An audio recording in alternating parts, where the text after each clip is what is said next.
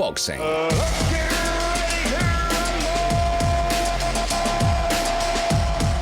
So welcome to 5 Live Boxing. It's a big week for the dirty old game. In fact, it's a massive week. It's the O2 in London on Saturday night. That's the venue for a unique evening of boxing. All the fights will feature women, every single one of them. And they're in 2 incredible world title fights at the top of the bill. The main attraction, unbeaten Savannah Marshall and unbeaten and self-proclaimed GOAT. That's the greatest woman of all time. I know, it's a terrible name. Claressa Shields. She's a world champion, or she's been a world champion at 3 weights, and she's won 2 Olympic gold medals. It's a special fight. Plus, the only defeat Shields has ever had, amateur or professional, was in 2012 to, yes, you guessed it, Savannah Marshall. It's bragging rights, and it's the right to be the full-on, unified world middleweight champion. And then at super featherweight, Mikaela Mayer against Alycia Baumgardner. Both world champions, they also fight. And there's a lot of needle there, there's a lot of history there, and it might just be the best fight of the night. I speak to both Mayer and Baumgardner. It's big, and it's live and exclusive on 5 Live. I'm Steve Bunce, and this, trust me, is a pleasure.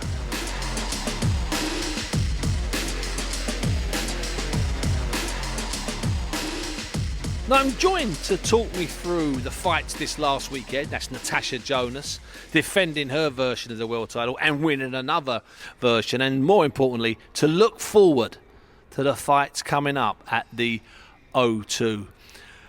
We'll hear from Mikaela Mayer and we'll hear from Alycia Baumgardner. But first, the person that's going to be my guide, who's going to take my hand down here in South London and make sure I don't get lost, is a woman who still loves Catford, even though just last year somebody did nick a pair of her mum's jeans from the washing line in the garden.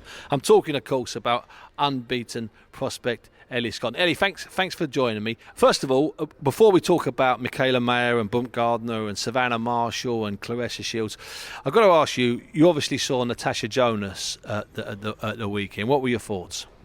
Yeah, I think everybody said she looks like she's going from strength to strength, and I wouldn't say growing into the weight, because I feel like she's always been able to compete at it. She just really is, aging like fine wine. What you're talking about growing into the weight, let me just explain what you meant by that. Is that a couple of years ago she fought for the super featherweight world title at 129 pounds, 130 pounds. Then she fought for the world lightweight title at 135 pounds, and suddenly she fought for the world title at 154 pounds, and that's what she was defending her title last night, and she managed to win another version of the title. She looked smaller than her opponent, but she used 10 years of all her amateur skills, and at times she made it look ridiculously easy against an unbeaten woman. Yeah, like you're saying, I think even strength-wise, I'd say she was hitting harder at most points, and at times I thought she was going to get her out of there. So, like we say, she's gone through the weights, and Bridger weight might be next. Bridger weight, something the WBC have invented between cruiserweight and heavyweight. WBC can obviously do what they like. In fact, all of these sanctioning bodies can do what they like. First of all, let's just give you the actual details of what happened.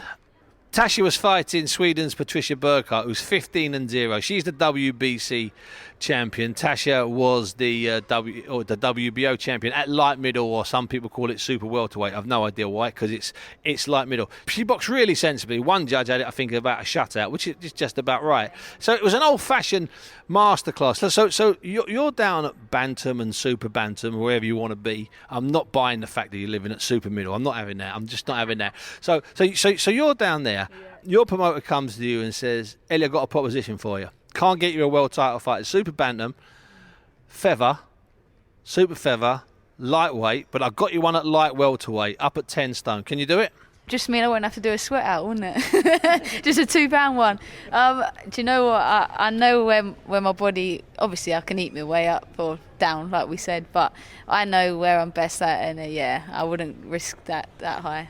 So where is your optimum weight, Ellie? Where would it be? I would say sitting at 122. You know, I said if the right fight comes at 118, I'd go there, and then I'd go up to 126. But I think there's always going to be a limit of what you can do. I know you've only had the 5 fights, but you fought what? 2 former world champions so far. That seems like a lot, especially as one of them was fresh from losing a world title. So it wasn't like she was a world champion 7 years ago and 10 weights lower. Yeah, no, it's right. I've had 5 fights. I've definitely moved at a different pace, but I feel like it's the best way to prepare to, when you do get to the top, that you've earned it and you can rightly, not just get there but stay there. So what we saw with Natasha last night, now becoming a double world champion at light middleweight after failing at super feather and failing at lightweight. Now we've got lots of big fights coming. Before we talk about Savannah Marshall and Claressa Shields, there's other fights coming out. We've got Terry Harper jumping up from super featherweight to light middleweight to challenge Hannah Rankin. We've got Jessica McCaskill dropping down from welterweight to light welterweight to fight Chantel Cameron. That's going to be in Abu Dhabi on the 5th of November. These are big fights for women's boxing. It's a great time to be, well, it's a good time to be a boxing fan, but it's a great time to be a female boxer. Yeah, like we say, the women, we're willing to take the fights, that the men they can differ and our terms weren't right. But, I think if we're going to get noticed for the right reasons, we're going to have to take the risk, and the girls are really leading the way. And one of the side effects of that is a bit like Josh Taylor, is that by the time you get to 13, 14 fights, you might have had 4 or 5 world title fights, and you might not have 15 or 20 fights left in you. So the traditional career, say for a man, getting to 30 plus fights and, world title somewhere around 23, 24, that's gone. I know it's not exclusively a female thing, but that's going to be the way with guys like you, because you're not going to have 12 more warm-up fights, are you? Well, I hope not. I wanted one warm-up fight. No, we have to, because the depth's not there for one, definitely not. And the men, to make themselves different and stand out, they are taking risks early on, and they're proving that when they're ready, they're ready. But like you say, there's not the classics anymore. No, when Savannah turned pro in 2017, there were 7 registered female boxers, only 7. She was the 7th. Now there are over 40, with another 12 or so licenses pending. So by the end of the year, only a couple of months away, there might be over 50 of you. Can you remember when you first walked through the doors at the gym? Was the Lynn the first gym you went to? So when you first walked through the doors at the Lynn, can you remember then who and what was about in women's boxing? Yeah, for sure. First time I walked through, I thought, bloody hell, I should have had a tetanus before I walked in here. So that was the first standout. But I literally was the only female, yep. And yeah, I kind of was hid in the hot room when the men come in case I got kicked out, sort of thing. So yeah, I was the only female. So when was that? What year was that? I first walked in when I was 9, so I've got bad maths, what would that be, like 2010 maybe? Okay, so before the Olympics. So if you knew boxing, you knew about Nicola Adams, you knew about Katie Taylor, but they weren't global because we hadn't had the Olympics. So was the 2012 Olympics a really big event for you then, with regards to watching it? And you can tell the truth, because I hate it when people say, oh yeah, I watched Nicola and it changed my life. If it didn't, I need to know. No, honestly, I was in the gym at 9. I stayed for a year, messed around, no girls, so I walked away. But the Olympics, 2012, I didn't watch it.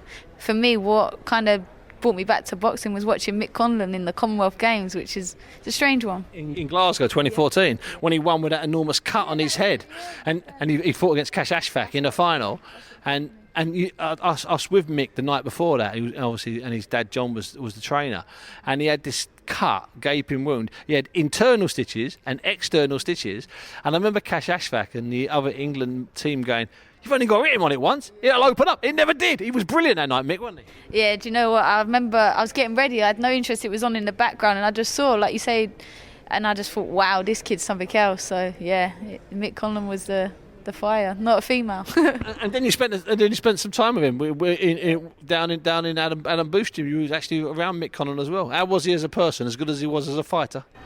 He's a class act, Mick. He's a diamond.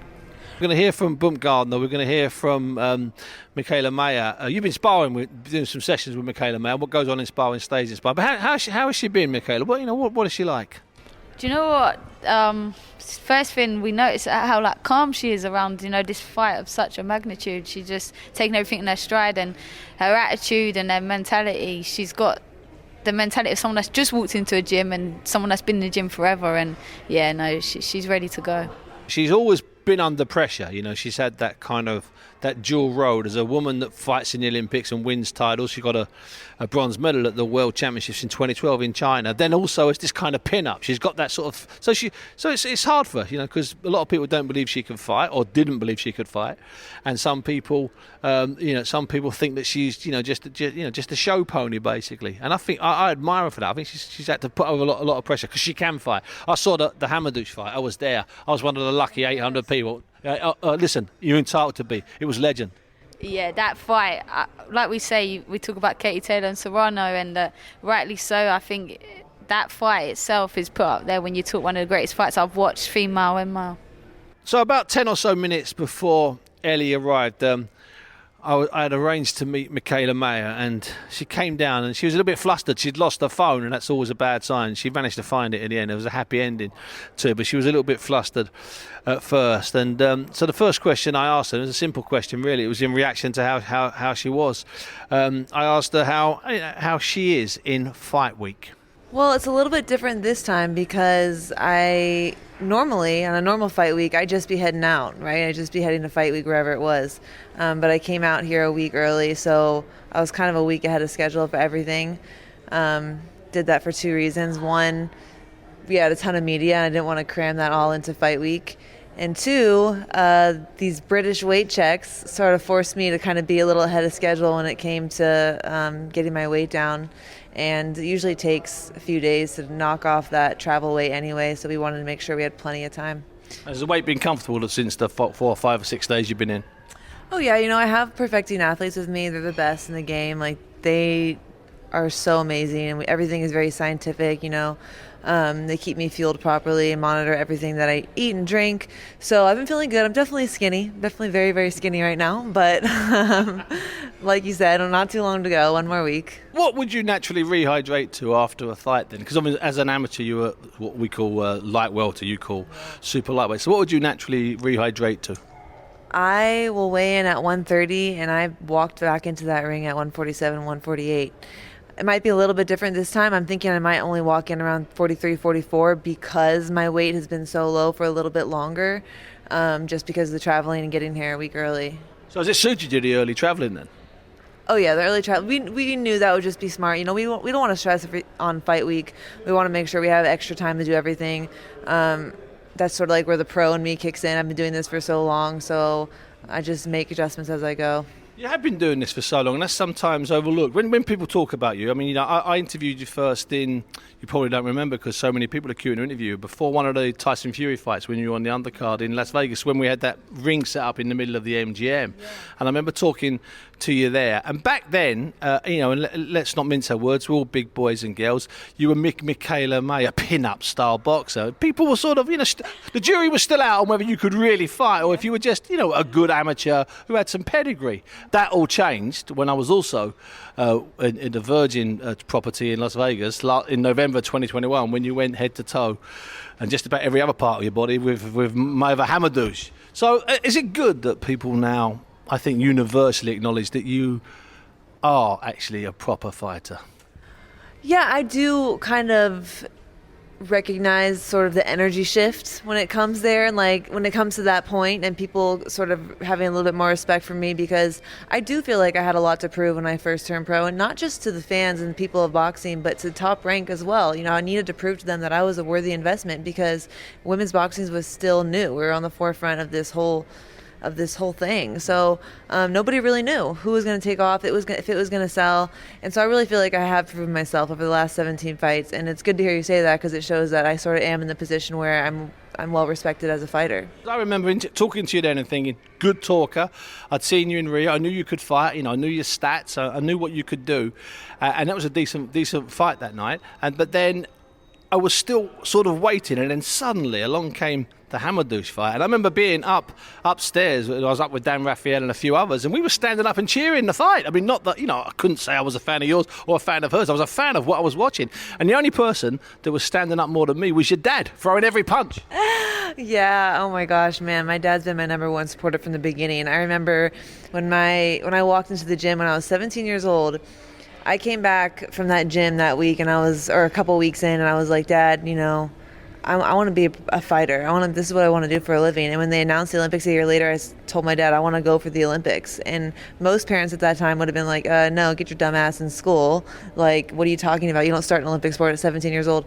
But he wasn't like that at all. He was so supportive and so on board. And to this day, like, just having him at that fight and seeing how far I've come, like, it was really great. He's my number one supporter. During your period in boxing, certainly from pre-Olympic year 2011, 2012, the sports changed. The female side of the sports changed beyond belief, and we're currently in a run of fights. If you go back to Katie Taylor and Amanda Serrano, and even Natasha Jonas just last night unifying or winning another version of the world title. Your fight with Baumgardner, obviously Savannah Marshall against Claressa Shields, and I'm sure you've seen Chantel Cameron up at super lightweight against Jessica McCaskill. That's 4 or 5. They're super fights. Why is it that the women can do what the men can't do? Well, honestly, I think us women in this era, first of all, we've done so well. Like, this era of women boxing, like, we're going down in history. These girls are so awesome. We've done so much for the sport. We've made so many strides. But we still know that we have a lot to prove. Like, we're willing to put our ass on the line because we're hungry. We're hungry to make a statement. And so I think that in order for any woman to have a real career in this sport, you can't just be complacent. You can't do what a lot of these guys are doing. You can't even be complacent with one world title. A one world title will change a man's life. One belt would change a young boxer in a male world's life. Not for the females. So we have to do more. Even with media and building our brand and, like, outside the ring, we have to do more. We can't just rely on one big win, one belt. Do you, like some sort of sister, have you ever sat down with, say, Katie Taylor or Claressa or Natasha or Savannah and had, like, chats about how you could build your sport? Do you ever do that? Is there some kind of secret sisterhood that I'm never going to be part of?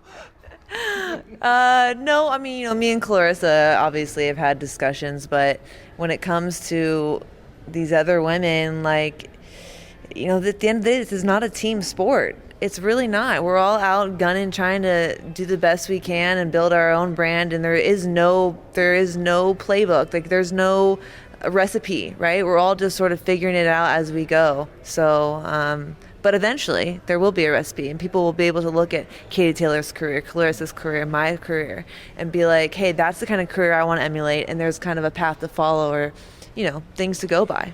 So I don't know if you how much you keep in touch with the amateur scene, but the 14, 15 and 16-year-old girls stroke women we've got coming through from all over the world, India, Ireland, America. Some of these women are sensational, and they're not just going to be the future, they're going to be a great future. And that's I'm sure that's down to you guys over the last 5 or 6 years. No, the skill level has increased so much.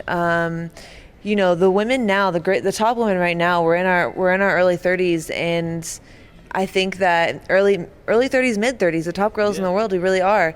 And I think that's slowly going to change. If you look at the men, they're a little bit younger, but it's going to change because we're having more opportunity now. We didn't have the opportunity when we were younger. And so now that these young girls are having the ability to compete at the highest possible level at a very young age, you're going to see the skill level just shoot through the roof. That's absolutely fantastic. Let's talk about the Saturday night. Not far from here, in fact, about 50 metres away, there's the O2. It's a brilliant arena. Americans want to fight there, male and female. That's just the truth. I've talked to Floyd Mayweather, and his eyes have gone glassy talking about the O2 because he's heard about the crowds. We make out there's 22,000 in there. There's not. There's 19. But hey-ho, you might as well keep it going. So it's always 22,000. Never say 19. Now, it's going to be a special night, and you're in a very special fight against Alycia Baumgardner. A couple of world titles on the line. It's a very serious fight. What do you think it will be like in there on Saturday night with that crowd, that atmosphere? God, I know it's going to be different. I know it's going to be unique. There's a whole different type of energy that you Brits bring to the arena, seriously. You've been at fights here, haven't you? Yeah, the last fight I was here was at the Tyson Fury fight. Now, I probably can't compare it to that because that was massive. I literally almost got, like, mauled on my way to our ringside seats. Like, we almost got stuck. Like, I was squished in, like, a mosh pit.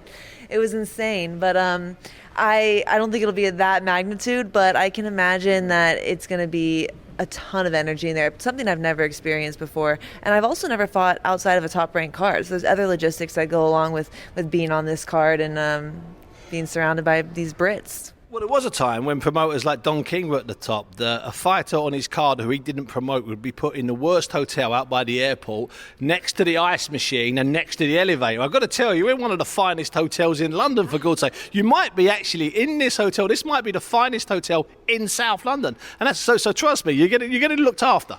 Yeah, no, of course. I think that's another really amazing thing about this card. There's so many promoters and networks coming together to make this happen. And I think people were a little bit like taken back at first. And maybe some people thought like, oh, why are they sending Mikaela over to a boxer card? Why are they combining this?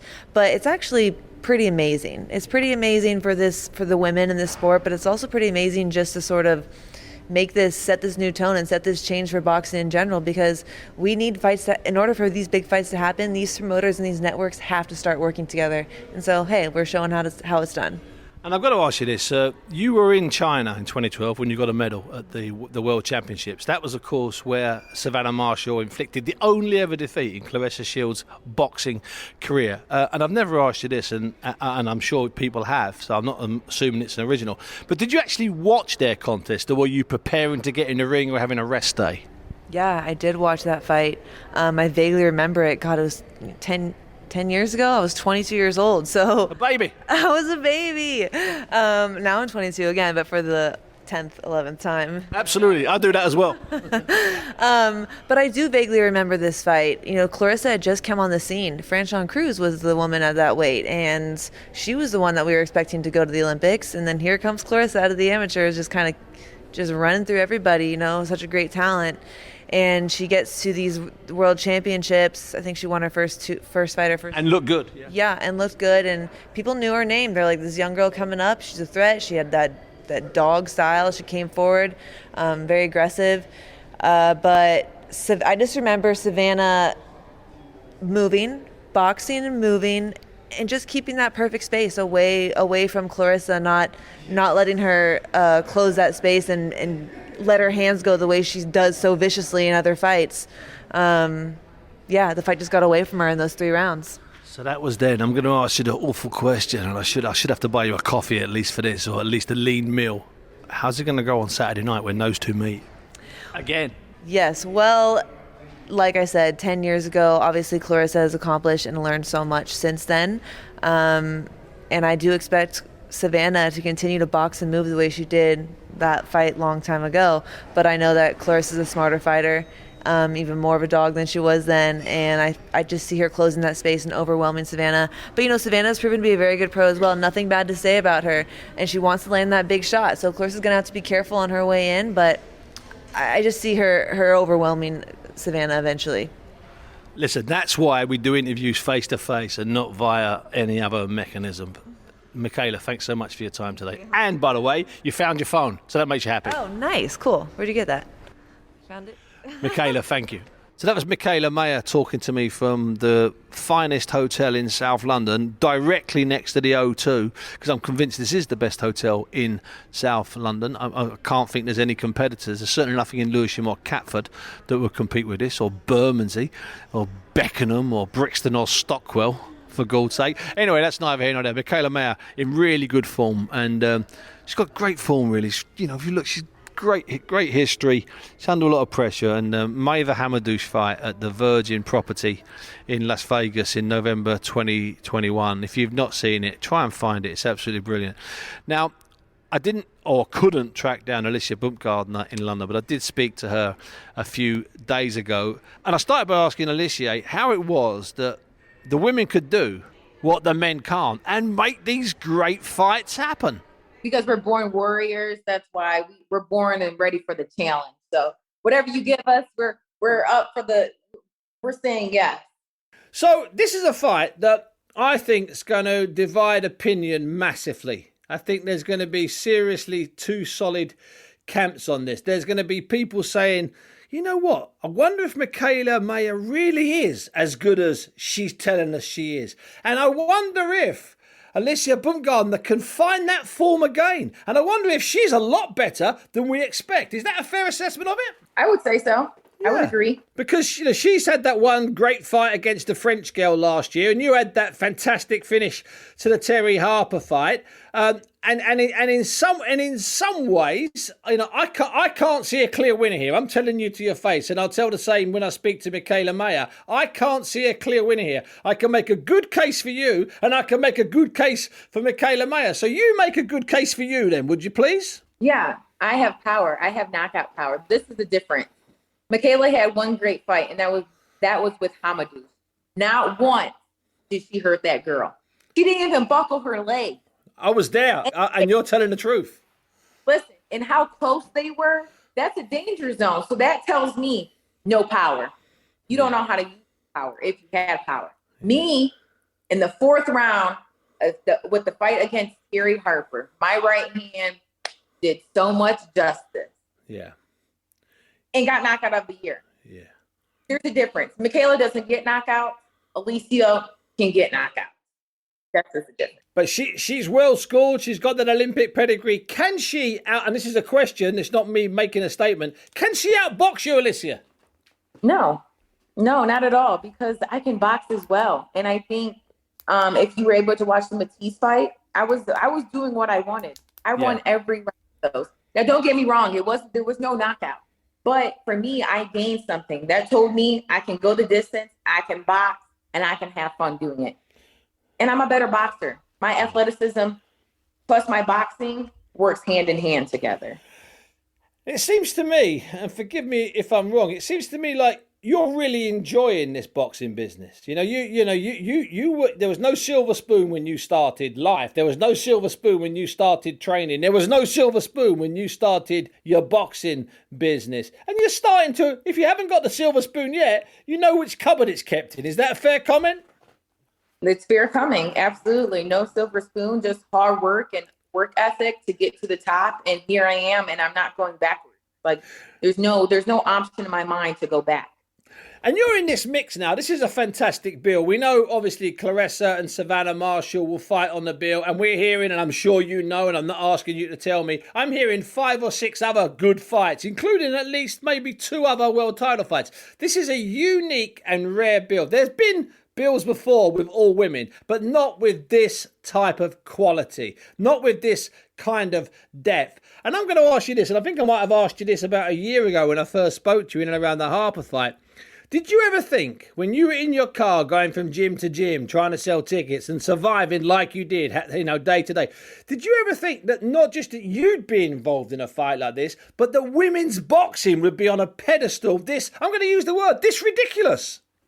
Listen, I've seen the vision. I've seen ahead, and I believe with the work that you put in, something's going to come out of it. But to see it come this fast, that's amazing. And to see where the sport has transitioned from where it started and where it's at now, we have 2 massive fights on one card. Yeah. Huge. What a special night for boxing, not just for women's boxing. And the thing that strikes me is that the way the women's weights work, with women moving up and down in weights and being prepared to do that, it seems to me that winners on this night, or winner of your fight, even the loser to a degree, okay, even they've got so many big fights out there at the same weight or upper weight, or even at big lightweight with super lightweights coming down, and then maybe in 18 months with welterweights losing a couple of pounds at catch weight. Boy, oh boy, I can, in my head, I can make a dozen fights, and I know you can. Do you allow yourself to look forward like that, Alycia? Can you allow yourself? As a fighter and as a competitor, and for me to cement legacy, it's fighting the best. It's making those fights, because these fights elevate. They elevate the sport of boxing.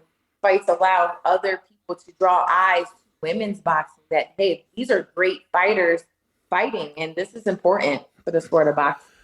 And we were there at Madison Square Garden when as good as it was, and as good as we hoped it would be, I think it exceeded expectations. The crowd went beyond what I expected. The fight went beyond what I expected. Just every part of it, that last round drama went beyond, I mean, even our wildest dreams. That was a moment to be proud to be a boxer, not just a female boxer. And I think we need to start doing this and just say, no, that wasn't a night for women's boxing. That was a night for boxing. Yeah, absolutely. Being in that arena allowed me to see that dreams do come true and that I will be in the same atmosphere come September 10th. Listen, it's going to be goosebump season in September when you land in London. Enjoy the rest of your camp. Thanks for your time, and we'll see you in very early September when you land. Alycia, thank you so much for talking to me. Thank you. Thank you again. See you soon. So Mikaela Mayer there, nice and relaxed, and Alycia Baumgardner saying that we get the fights made because we just get the fights made. What's your take on that? The fact that the women have managed to have this great run of fights, and we just can't get the men. We can barely get the men across the line. I mean, Crawford and Spence now, Terence Crawford and Errol Spence. It's about 5 years of waiting. I mean, why is it? Because they've got so many cash alternatives. That is a main thing, and like we say, for us to get noticed and to get respected, we've got to do stuff differently, and that means taking fights sooner and making the big ones happen to make noise and get noticed. When Baumgardner stopped Terry Harper last year, were you shocked by that? And B, leading on from that, you've seen Baumgardner since. She had a fairly routine but a comfortable 10-rounder. And you've spent some time in the gym and in the ring with Mayer. So how do you see their fight? I'll put you on the spot. I'm going to give you a tip now. There's loads of ways to sit on the fence without by making out you're not sitting on the fence. But there again, if you don't want to sit on the fence, you don't have to. I'm just giving you the out here, really. It's a lovely Sunday afternoon. I'm just giving you the out. I'm going to be biased. No, I was there when she stopped Terry and then when she boxed in Sheffield because CBS was on the same card. I think, she's effective at range. All her power shots come at distance and she times it off a nice flow. But I just feel like her gas tank and the way she has trained, and I think when you get in close, I haven't seen much work there or to throw in combinations. And then you look at Mayer and the pace she works out, how she rallies her combinations, she takes off her angle. She's a very busy fighter, and I think that will be the difference on the night. Have you been impressed by her? Yeah, like working with her and then getting a chance to sit back and watch how she trains. So yeah, I think you can see why she is a championship fighter and the way she works through the rounds. Mikaela told me there, sitting here, just in fact, sitting in that chair there before you came. Mikaela told me that she fancies Claressa to win the rematch. Obviously, they met in 2012 in China at the Worlds. What's your gut feeling about what happens once the first bell sounds in the Savannah Marshall Mikaela Mayer fight on a night of history for British boxing and for women's boxing in particular? An O2 Arena should be sold out, all women on the bill. What's your gut feeling about what happens in the big one? I think it's going to be, a cagey start, and I think Marshall's got to start faster than she normally does, because how Shields... 3 rounds down going into the fourth round, and she's not broken a sweat, and she's not been hurt, but 3 rounds is a lot in 10 rounds, isn't it? Oh, for sure, and 10-2s, like you say, it goes just like that. Yeah. And there'll be moments where she will set her feet, but Shields would have hit and be gone, and then there's going to be moments where, Shields is going to get tagged, and it's how she reacts, so... I'm not sure it will catch fire at points, but I think, it could be a case of Shields hitting down and how will she react to that. So obviously I'm going to be team Marshall here. And there's nothing wrong with being team Marshall. I'm always amazed when people say, you shouldn't be biased. Why not? If you fancy someone a bit more to do something and you go with that way. Let me ask you this. Can Shields get inside Savannah's head this week? Because she's good at doing that. She's in your face physically. She's in your face. She gets there. Can she get to Marshall?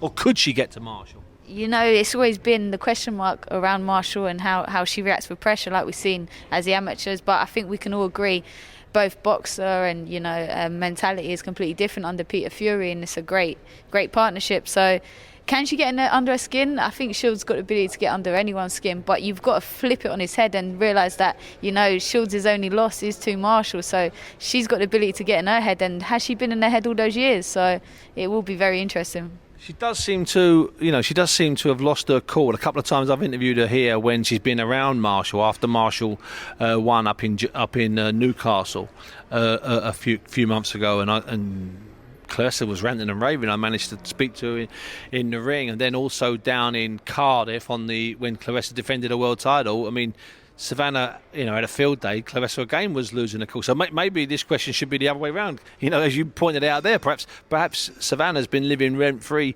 in Claressa's head all that time. You know what strikes me about this? Okay, it's far more complex than the mover against the puncher. And what I particularly like about it is two unbeaten women as pros, absolutely in their prime, and also at their weight. Do you know what? For sure, I think for me personally, one of Katie Taylor's biggest fans, and her versus Serrano, we all wanted to see. But for me personally, I'm very much intrigued to see who wins this, because they're both at the right weight. They're both at the same weight they met years ago. Yeah. So, and they're both at their very best. So, I'm all in. So before I let you go, and you can wander off into the South London Sunday sunshine, when are you out next? Yes, I am unofficially out October the 8th. Oh. So on the little Conor Benn Chris Eubank jamboree. Well, that'd be a lot of fun. I mean, I think this is going to be a fun week, but I think that'd be a fun week. In fact, this might be two unbelievable fun weeks. Claressa Shields and Savannah Marshall press conference, and Conor Benn and Chris Eubank Jr. press conference. It's about as good as it gets. So thanks to Ellie Scottney for coming down and joining me here at the finest hotel in South London, and thanks of course to Mikaela Mayer for finding some time between a visit to Camden and a visit to the restaurant. And thanks, of course, to Alycia Baumgardner for giving me a bit of time a few days ago. Now, it seems like a long time since we had an obituary on the show. Good. I prefer it that way, to be honest with you. But that silence is now over. A member of boxing royalty has died. Ernie Shavers, the Acorn. He is possibly the best heavyweight in the last 70 years to never win a world heavyweight title. But boy, he tried. An epic 15 rounds with Muhammad Ali in 1977 and a brutal fight with Larry Holmes in 1979.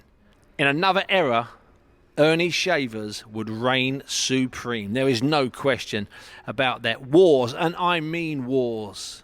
Iconic heavyweight wars with Ron Lyle, Roy Williams, Randall Tex Cobb. Savage short fights with Ken Norton, Jimmy Young, Joe Bugner, Jimmy Ellis and Jerry Quarry. 74 wins, 68 by knockout. And then a second life as a meter and greeter at Yates's Wine Lodge in Liverpool. And the story of men and women going in and out of Yates's, shaking their hands and getting short life lessons from Ernie Shavers is quite incredible. Hard to invent, never to be repeated. Ernie Shavers, rest in peace. Boxing heavyweight, and more than that, boxing royalty. Well, that's it for this week. We'll have another pod towards the end of the week as we build up to Savannah Marshall against Claressa Shields, live and exclusive on 5 Live from the O2 on Saturday night. Let's get ready to rumble! 5 Live Boxing.